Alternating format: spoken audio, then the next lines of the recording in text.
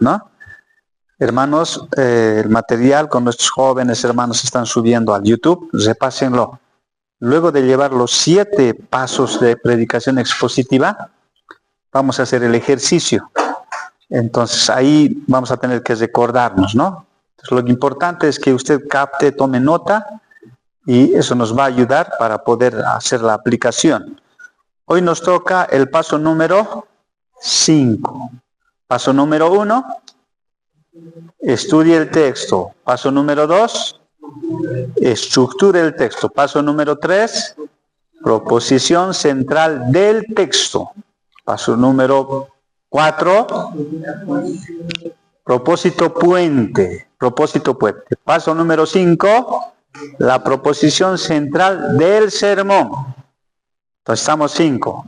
Luego va a venir el 6, la estructura del sermón. Y luego el último, predique el sermón. En este paso que estamos iniciando hoy, llamado la proposición central del sermón, que es el corazón del sermón, estamos entrando a la homilética, hermanos, ¿ya? A la homilética estamos entrando, de cómo predicarlo.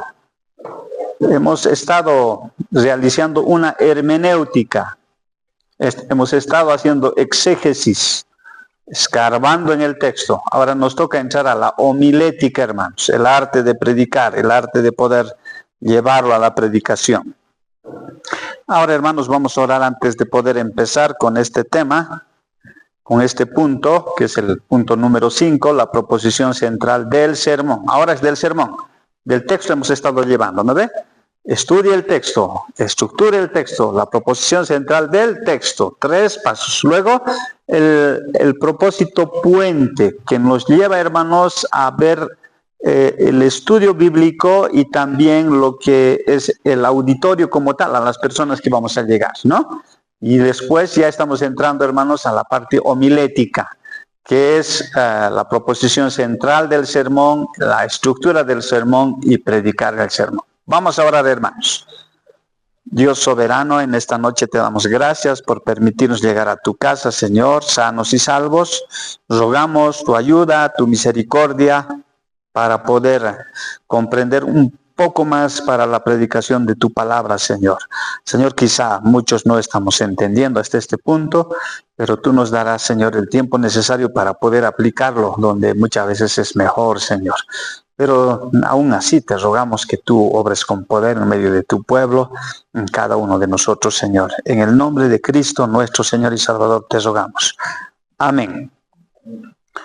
Bueno, vamos a ir avanzando. Hemos llegado a este punto, hermanos, ¿no? En la facultad a veces uno pierde el hilo cuando está haciendo materias de cálculo, ¿no? Entonces, si me he perdido muchas y estoy a esta etapa, estoy perdido, uno dice. Pero esta etapa, hermanos, homilética es como una nueva introducción a algo nuevo, hermanos, que nosotros tenemos que tomar en cuenta. Porque estudiar el texto es simplemente poder buscar el texto, analizar qué palabras, el contexto cultural, el contexto histórico, luego después de haber leído, es estructurar las ideas que está en ese texto, luego preguntarnos de qué quiere hablar el autor en el texto y por qué habla del tema en el texto, que es la proposición central del texto, es unir esas dos ideas.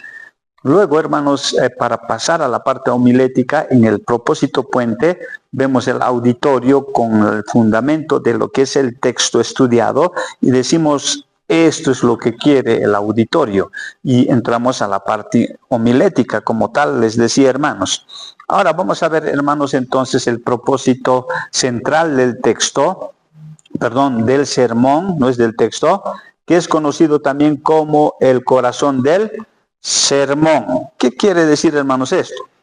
La proposición central del sermón constituye, hermanos, la parte vital, el núcleo de toda la predicación expositiva, ¿ya? De este punto sale, hermanos, el título del sermón, de aquí, no de lo que te han escrito y te han dicho, pastor, por favor, esto predicame, hermano, esto predica pues, no, de aquí sale, hermanos, ¿ya? El título.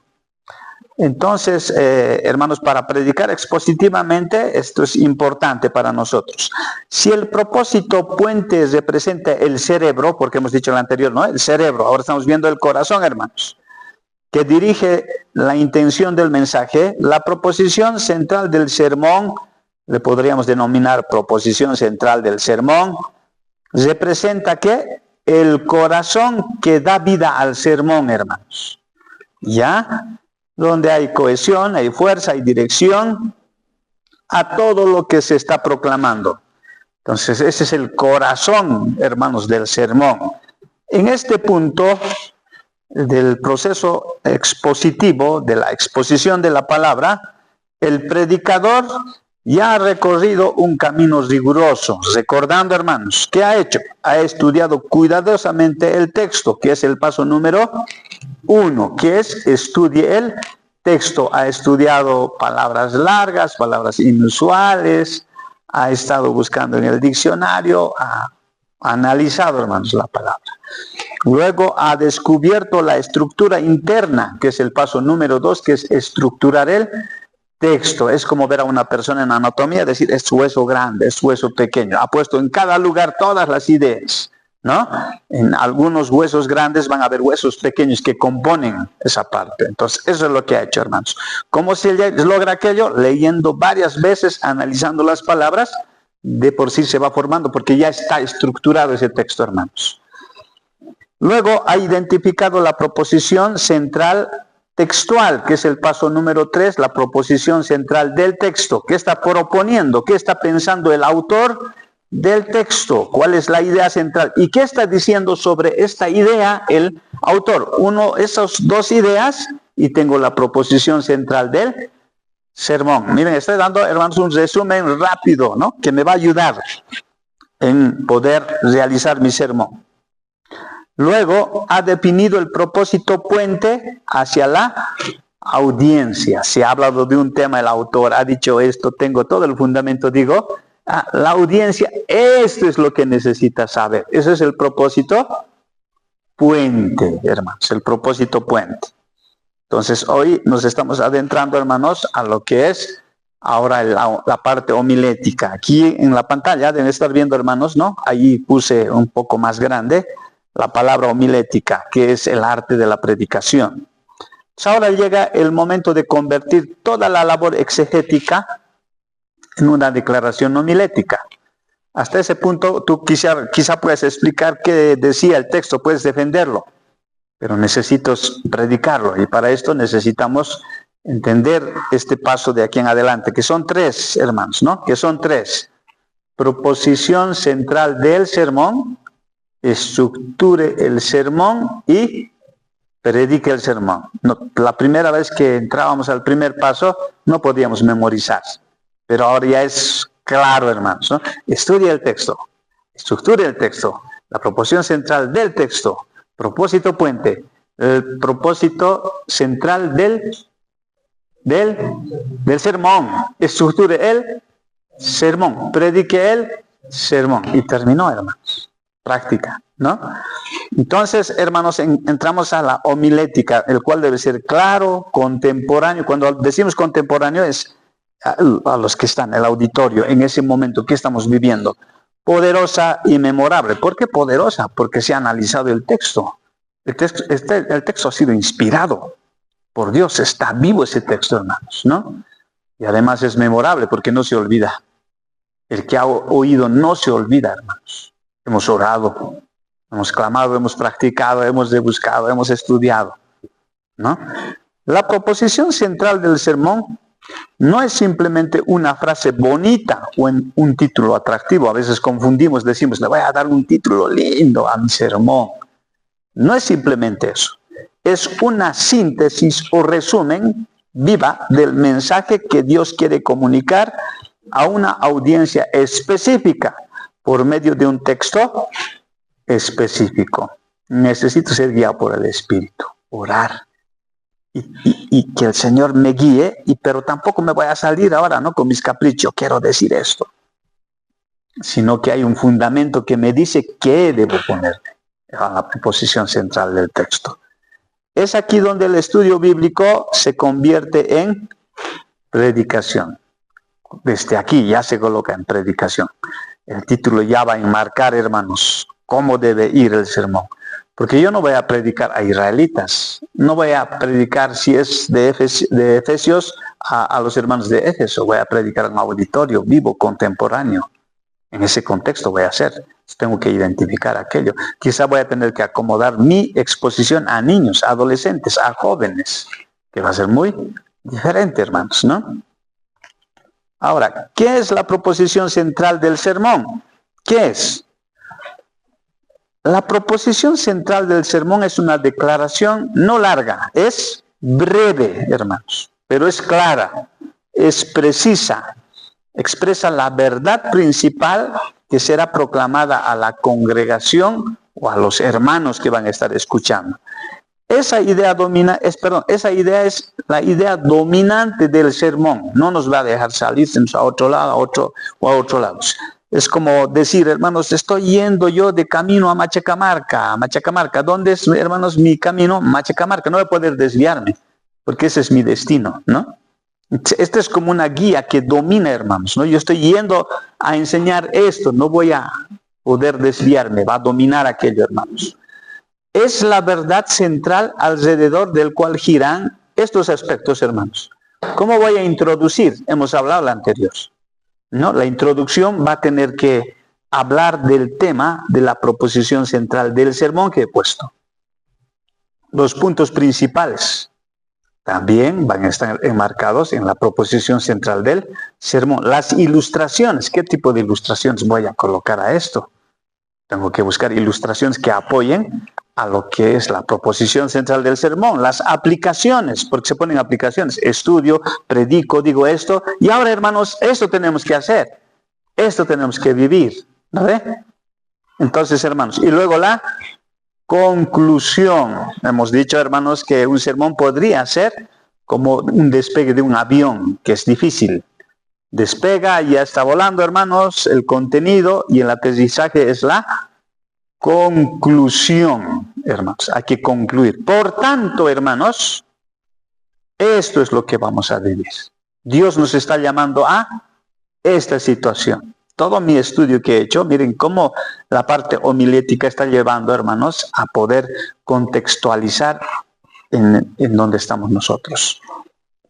Todo el sermón debe servir, hermanos, a esta proposición.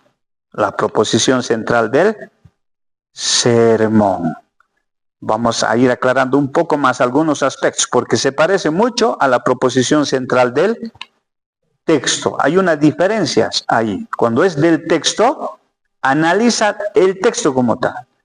Por eso va a analizar inclusive a dónde ha sido dirigido, si está escribiendo una carta, si está hablando de un evangelio, hermanos, a quién ha sido dirigido. Va a analizar aquello del texto.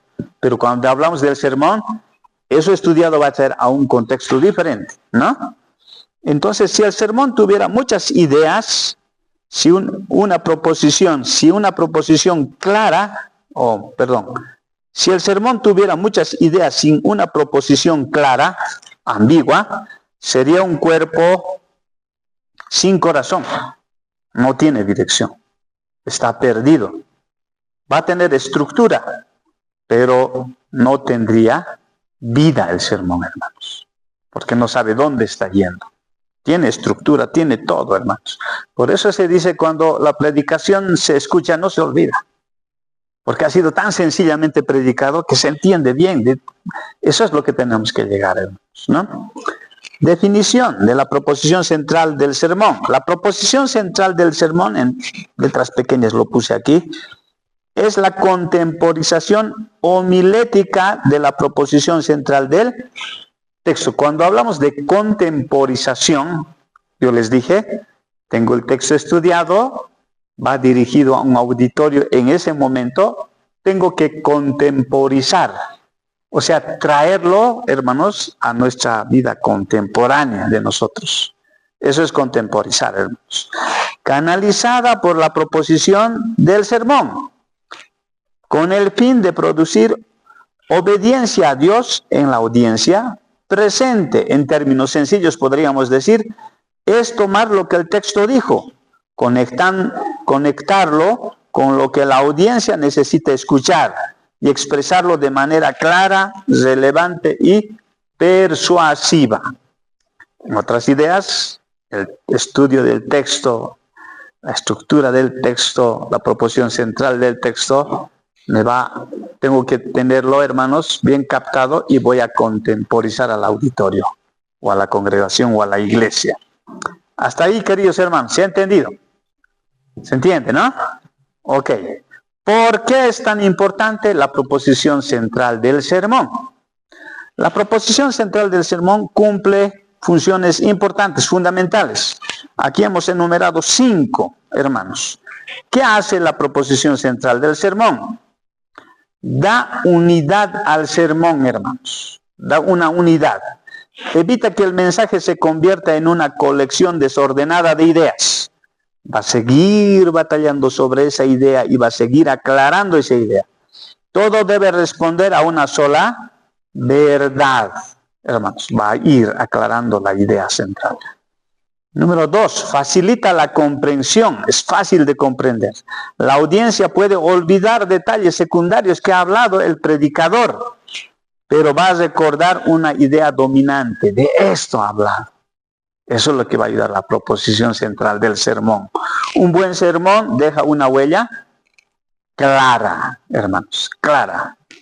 Número 3, hace memorable el mensaje. Cuando la proposición está bien formulada, permanece en la mente de ¿quién? De los que oyen. Se recuerdan aún todavía.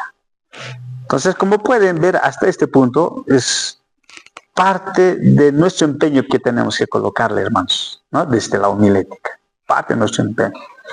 Número 4, fortalece la aplicación. Permite que toda exhortación tenga una dirección específica. Escucho el sermón y algún momento estoy haciendo algo y me recuerdo y digo, esto tenía que hacer. Pone en la aplicación, nos lleva, hermanos, a eso. Nos fortalece poder aplicarlo. Número 5, proporciona autoridad. La autoridad no proviene de la creatividad del predicador, de lo que también pudiese hablar. Pudiese ser un hombre que conoce bien de la oratoria. Pudiese ser un hombre que tiene bastante carácter, ¿no? Muchos a veces le tememos al carácter por miedo. No, hermanos, no es parte del predicador como tal, sino es la fidelidad con que se comunica la verdad central del texto. Tenemos que ser fieles al texto. Por eso es tan importante, estudie, estructure la proposición central del texto. Tenemos que ser fieles a esto, hermanos. Eso le da autoridad. No le da autoridad del carácter. Ni siquiera en la predicación, hermanos, en todo lo que hacemos. Hasta en el hogar. No le da autoridad, hermanos, gritar. No le da autoridad, hermanos, tener un carácter terrible. Lo que le da autoridad, hermanos, para el creyente es lo que hacemos con la palabra, hermanos. Lo que somos fieles en la palabra, queridos hermanos. Eso es tan importante. Además, para la predicación es fundamental, hermanos. Vayamos avanzando. ¿Se entendió, hermanos, hasta aquí? Ok. Número 3. Bueno, son varios pasos, 11 pasos que vamos a ver en esta noche. La relación entre la proposición central del texto y el propósito puente y la proposición central del sermón. El anterior hemos hablado del puente, ¿no? Estudio, tengo que pasar al auditorio ya. Ahora estamos en homilética, la proposición central del sermón. La proposición central del sermón cumple funciones importantes, fundamentales, como esto que está aquí como fundamento, hermanos. Si no hay esto, si no hay aquello, se viene todo. La proposición central del sermón no surge, hermanos, de manera imaginaria. El predicador no dice, a ver, esto va a ser. No es así. Se construye progresivamente, hermanos. Paso número 3, proposición central del texto. A ver, recordemos, ¿cómo se formula la proposición central del texto? Aquí está respondiendo, hermanos. ¿Qué dijo el autor bíblico sobre el tema? ¿Qué dijo sobre el tema? ¿Qué está queriendo decir? ¿Qué dijo sobre el tema? ¿Qué dijo el autor bíblico? A ver, analicemos rápido un ejemplo rápido, hermanos. La parábola del hijo pródigo. ¿Qué dijo el autor? ¿Qué dijo el autor, hermanos? Todos conocemos esa parábola. Que había un hijo. En sus palabras, lo que han entendido, lo que han captado. Ya, que habían dos hijos, uno obediente, uno desobediente. El autor habló del hijo desobediente, podríamos decir, ¿no? ¿Qué dijo sobre el tema?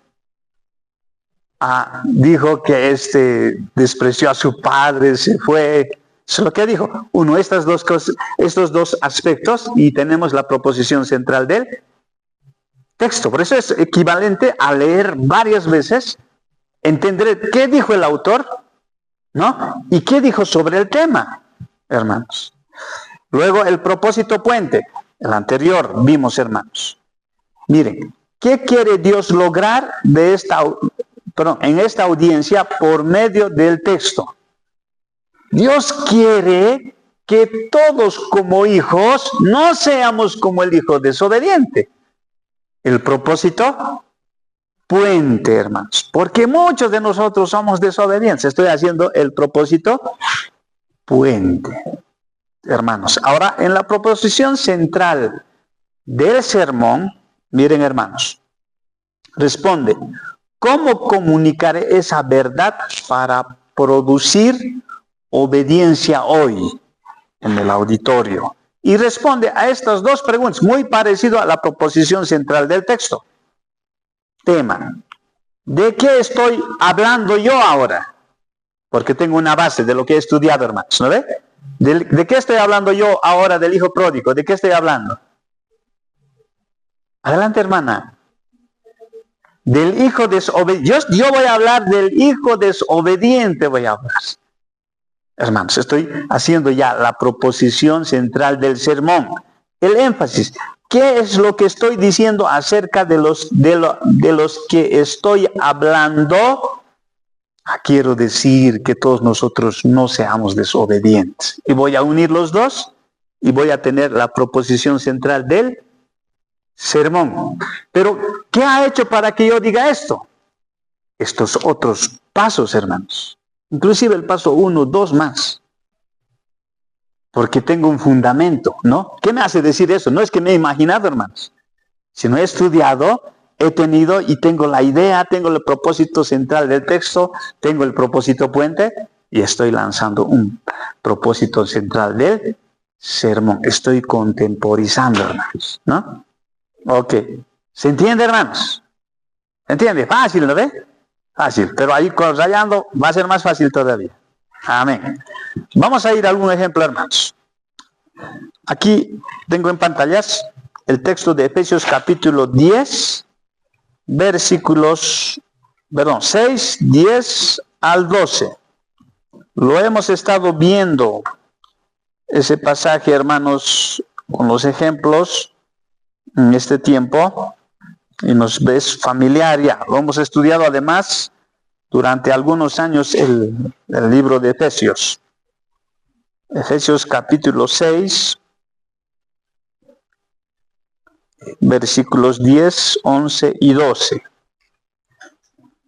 Por lo demás, hermanos míos, fortaleceos en el Señor y en el poder de su fuerza, vestidos de toda la armadura de Dios para que podáis estar firmes contra las acechanzas del diablo. Porque no tenemos lucha contra sangre y carne, sino contra principados, contra potestades, contra gobernadores de las tinieblas de este siglo, contra huestes espirituales de maldad en las regiones celestes. ¿Cuál es la proposición central del texto? Vestirse de toda la armadura de Dios, porque de eso ha hablado el autor.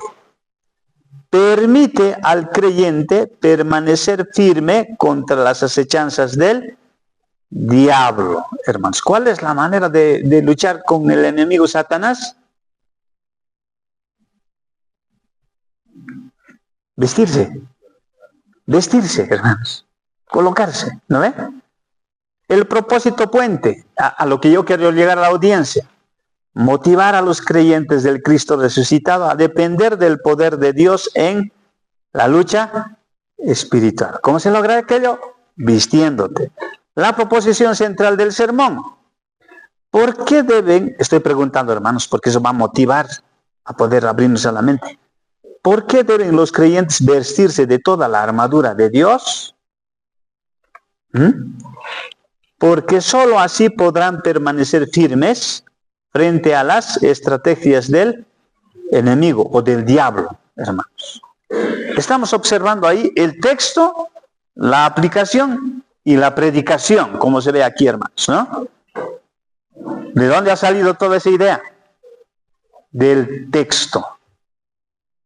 Está llevando a aplicación, porque está haciendo vestirse. Y lo estoy predicando, lo estoy anunciando. Ok, vamos a seguir avanzando. Necesitamos conocer algunos aspectos más todavía. ¿Cómo producir la proposición central del sermón? ¿Cómo voy a elaborar? La elaboración de la proposición central del sermón requiere responder dos preguntas fundamentales. ¿Qué hablo? ¿Qué digo acerca de eso? En la proposición central del texto, ¿qué era, hermanos? ¿Qué dice el autor del texto? ¿Qué habla acerca de eso el autor de ese tema? ¿No ve? Ahora es nosotros, hermanos. Ya tengo un fundamento, ya sé qué dice el autor. Lo primero entonces que surge la pregunta es, ¿de qué habló? ¿No? Esa pregunta identifica el tema, hermanos, del texto. Es el asunto principal, por eso decía, es el corazón, hermanos, ¿no? Ejemplo, la armadura de Dios es un tema, hermanos. La edificación de la iglesia es otro tema. La soberanía divina es otro tema. La santidad cristiana y así, ¿no? La fe del creyente, y puedo seguir colocando. Yo estoy identificando eso, hermanos, ¿no? ¿De qué hablo? De este tema estoy hablando. Cuando hablamos del hijo pródigo, ¿qué tema le pondríamos?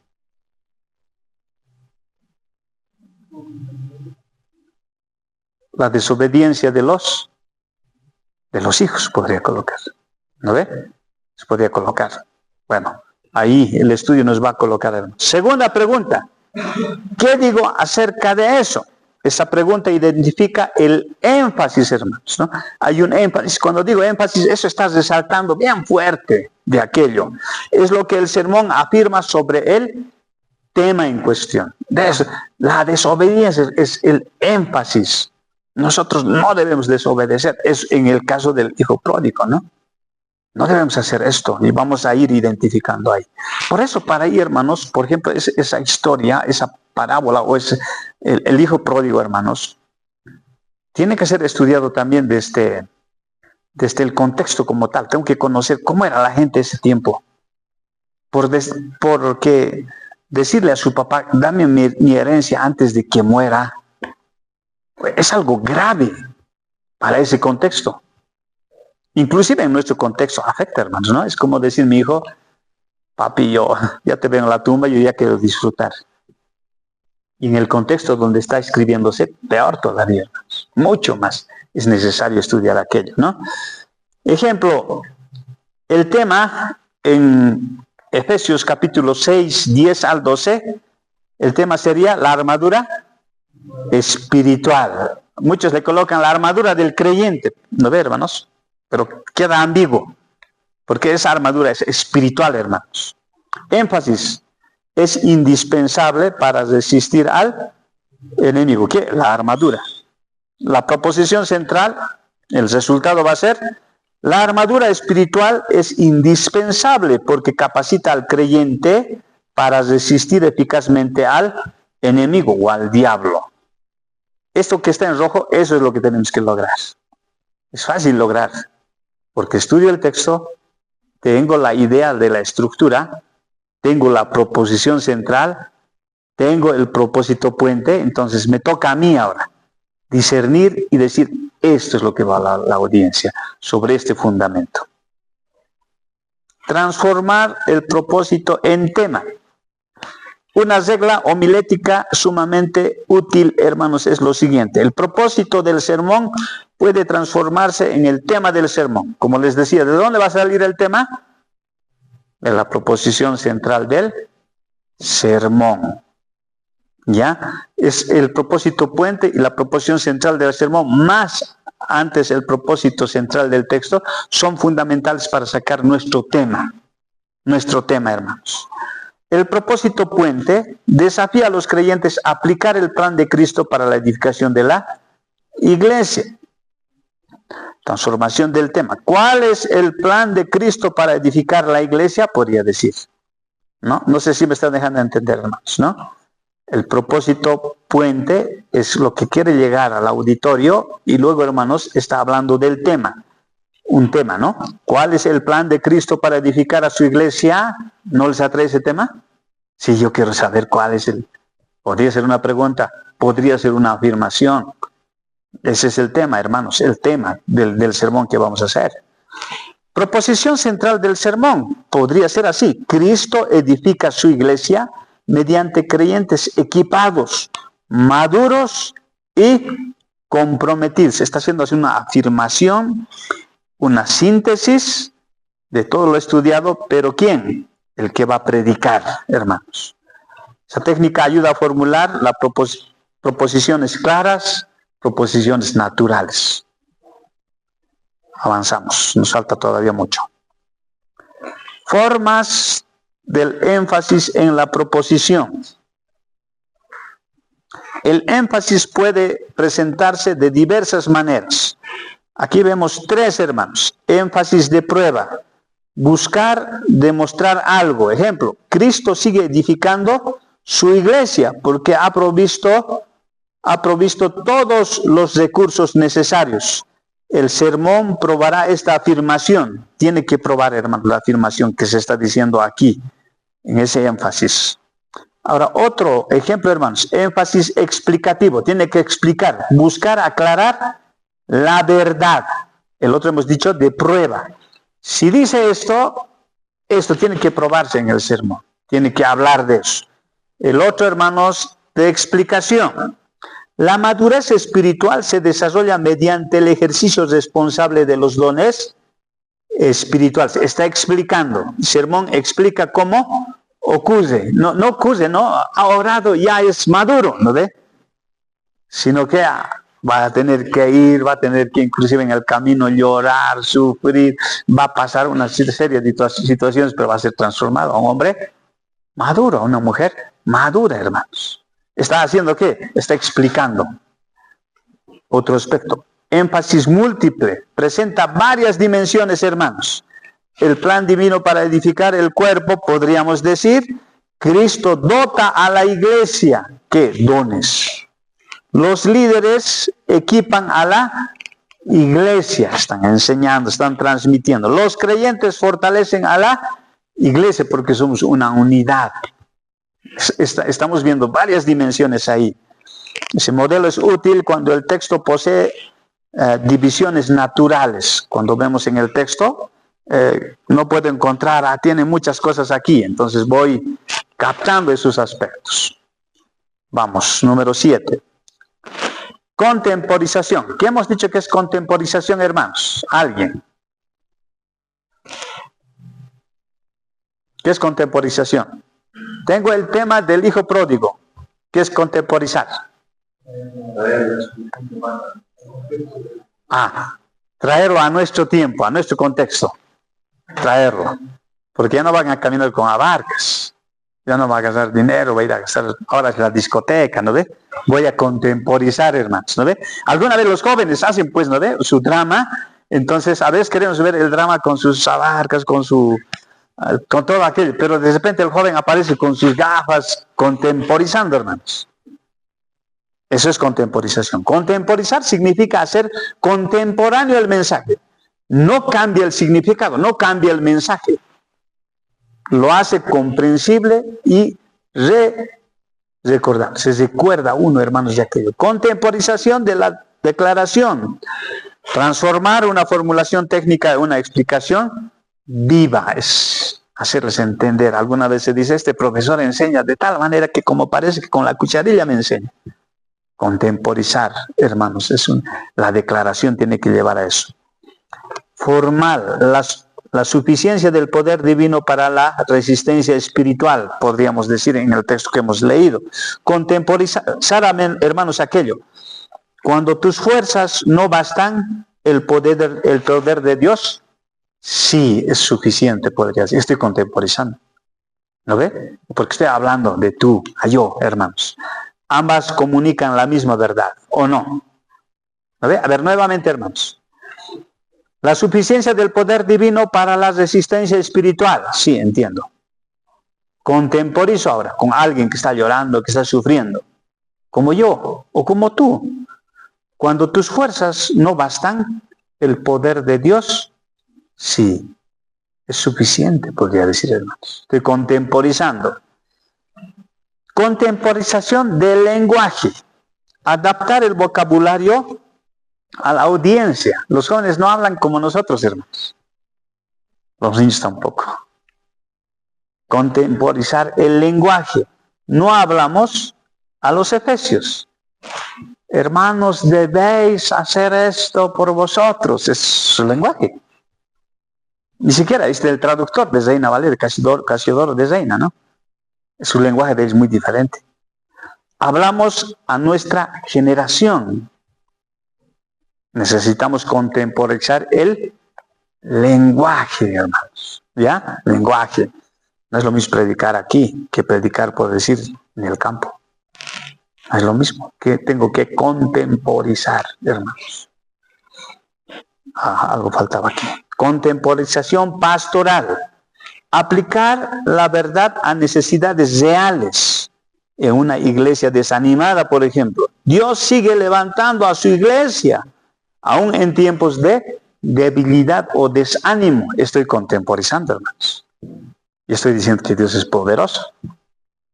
En otras palabras, estoy hablando a aquellos que están desanimados. ¿Me entiende, hermano? Ok. Esos tres aspectos entonces. Contemporización de declaración, contemporización de lenguaje, contemporización de pastoral, perdón. Ejemplo, vamos a ir al ejemplo, ya culminando, hermanos. Ejemplo, Apocalipsis, capítulo 4, 1 al 11. Ejemplo, Apocalipsis, capítulo 4, 1 al 11. Le digo en qué lugar se encuentra de la Biblia, hermanos. ¿No necesitan ayuda?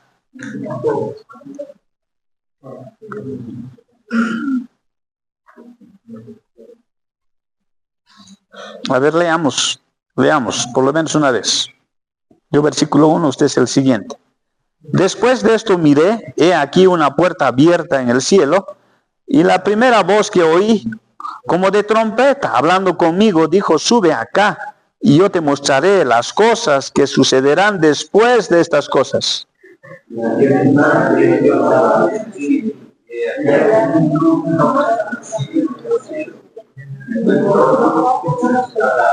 Y el aspecto del que estaba sentado era semejante a piedra de jaspe y de cornalina, y había alrededor del trono un arco iris semejante en aspecto a la esmeralda.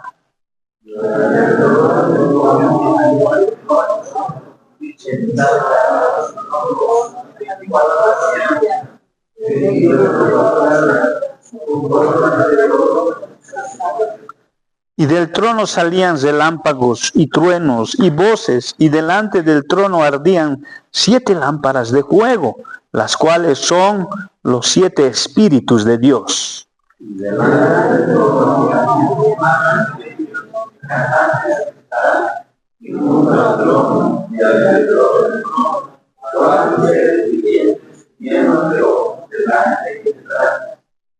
El primer ser viviente era semejante a un león. El segundo era semejante a un becerro, el tercero tenía rostro como de hombre, y el cuarto era semejante a un águila volando.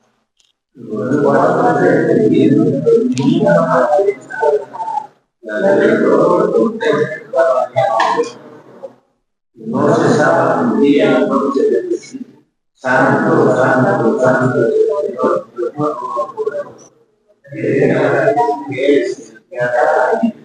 y siempre que aquellos seres vivientes dan gloria y honra y acción de gracias al que está sentado en el trono, el que vive por los siglos de los siglos. Y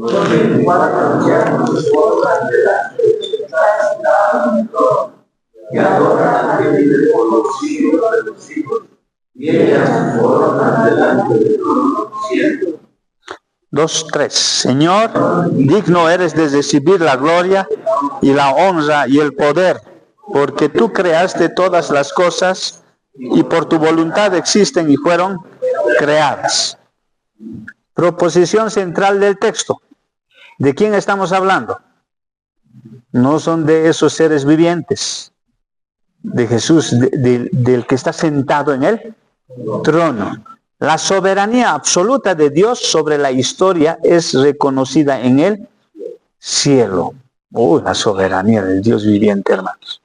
Propósito puente. Desafía a los creyentes a rendir el control de sus vidas. ¿A quién? Al gobierno de Dios o al soberano Dios que tiene el plan. La proposición central del sermón inicial, hermanos, porque puede ser luego contemporizado, tiene que ser contemporizado. ¿Por qué debemos rendir el control de nuestra vida a Dios? ¿Por qué? Porque solo Él posee autoridad absoluta sobre toda la historia. Inclusive ahí yo, hermanos, digo, ¿no? Hasta esos seres vivientes han inclinado al Dios divino. Contemporizamos, hermanos, la proposición central del sermón.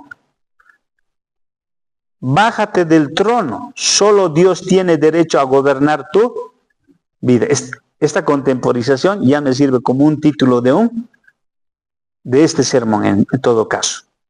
Esta formulación, hermanos, es bíblica, es clara, es memorable, es aplicable. ¿Qué les parece, no? Colocar en nuestro grupo, decir, en el Facebook, en YouTube, en el grupo de WhatsApp, bájate de tu trono.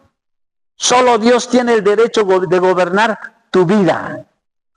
Qué lindo sermón va a ser ese, hermanos. ¿No? Entonces, hemos contemporizado porque nosotros mismos hemos escrito. ¿De qué? ¿Cuál es el tema? ¿De quién? No. ¿Qué es el tema? ¿El autor de qué tema está hablando? De Jesús, ¿ya? De la soberanía de Dios, de la grandeza de Dios. ¿Nosotros qué decimos ante esto?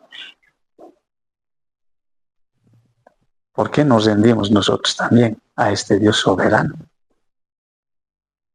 Porque Él es el dueño de todo. Estoy haciendo la proposición central del sermón, hermanos.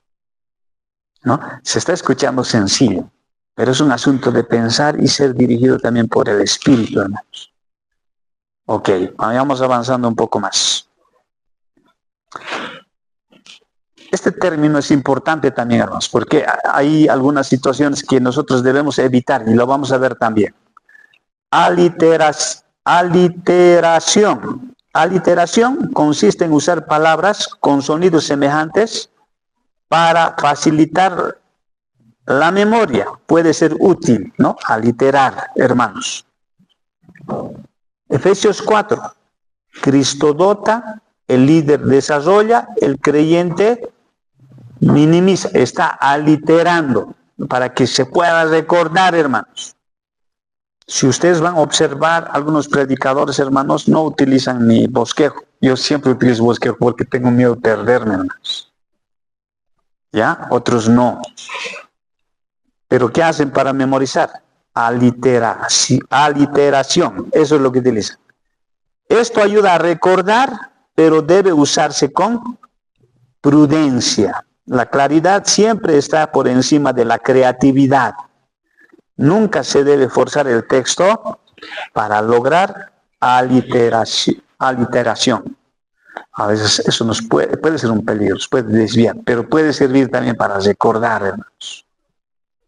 Ahora vamos a ver los errores comunes al formular la proposición central del sermón. Demasiado largo, demasiado amplio. Dios es bueno. Muy general es el tema, hermanos. ¿No ves? Dios es bueno, no dice mucho. ¿Por qué es bueno? Esas cosas yo debo responder. Demasiado técnica. Otros no van a entender. Inferencia escatológica de la progresión redentiva del tema, de lo que hemos leído hace rato, hermanos. ¿Ya? Del tema. Nadie lo va a recordar, hermanos, ¿no? Indiferencia escatológica de la progresión redentiva. Muy técnico. No lo van a recordar. Desconectada del texto. El sermón puede sonar interesante, pero sin autoridad bíblica, hermanos. El Dios Todopoderoso en el futuro, puedo decirle, no lo va a recordar. Eso yo lo estoy colocando, estoy haciendo exégesis ahí. Desconectada de la audiencia. Puede ser correcta exegéticamente, pero irrelevante pastoralmente. Está queriendo hablar, pero no quiere hablar a la grey. Está hablando de otras cosas. Características de una buena proposición central del sermón. Deben ser.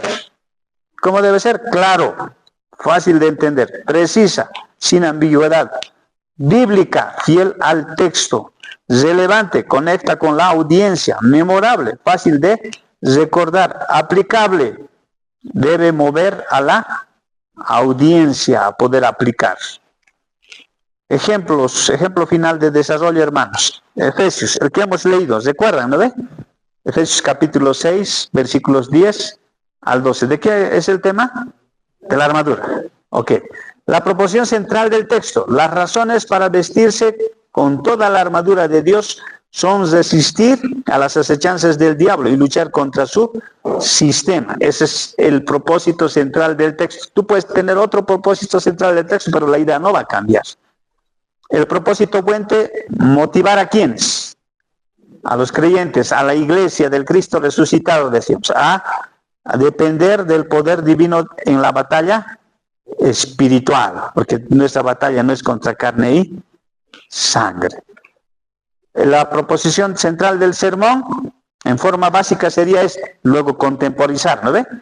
Dos aspectos hemos dicho. ¿De qué voy a hablar? ¿No? Porque voy a hablar del tema, el énfasis del tema, y luego voy a contemporizar. Eso hemos dicho, hermanos. Espero que se esté entendiendo de esa manera. La forma básica. ¿Por qué deben los cristianos vestirse de toda la armadura de Dios? Siempre me pregunto eso. Porque solo así podrán mantenerse firmes frente al enemigo. Contemporizo esto.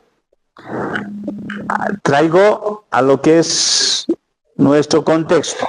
La batalla es real, pero el poder de Dios es suficiente. Estoy contemporizando. Y este ya es mi título de mi qué?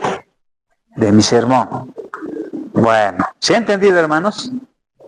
Ok, ya estamos terminando entonces. Conclusión. La proposición central del sermón es el corazón del mensaje expositivo. Es el punto donde la exégesis, ¿qué es exégesis, hermanos? El estudio. Eso es exégesis. Hemos hecho griego, ¿te acuerdas? Eso voy a utilizar, voy a hacer, de todo voy a hacer para... Eso es exégesis, es sacar todo. Se convierte en proclamación. Todo lo que he estudiado se convierte en proclamación, en predicación. El estudio se convierte en predicación. La verdad se convierte en el llamado a la obediencia, hermanos. El sermón sin proposición central clara será confuso, pero cuando esta proposición está bien construida, todo el sermón late con fuerza, dirección, autoridad divina. Sigue adelante, hermanos. Como dice este autor, hermanos, el sermón no está listo hasta que su verdad central pueda expresar en una oración clara como cristal. En ese título, en esa contemporización, encierra todo, hermanos. Amén, hermanos. ¿Se ha entendido, no? Ok, si no, entonces, hermano Olsen, la semana va a subir, se va a entender. Al Señor sea la gloria. Vamos a orar, hermanos.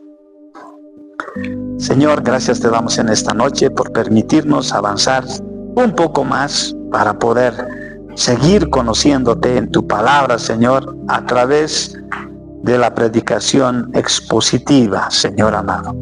Permite que mis hermanos puedan retener lo que hoy hemos estado hablando, Señor.